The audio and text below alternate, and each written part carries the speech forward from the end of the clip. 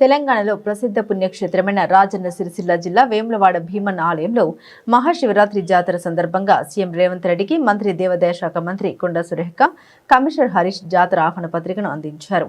ఈ నెల 15న జరగనున్న మహాశివరాత్రి జాతర వైభవంగా జరిపేందుకు గాను ఏర్పాట్లు చేసినట్లు ఈ సందర్భంగా సీఎంకి తెలిపారు.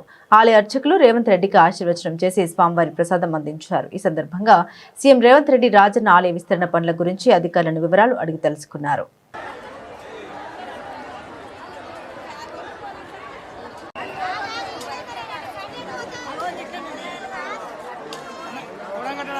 అరేనా ఇట్లా పోవచ్చా?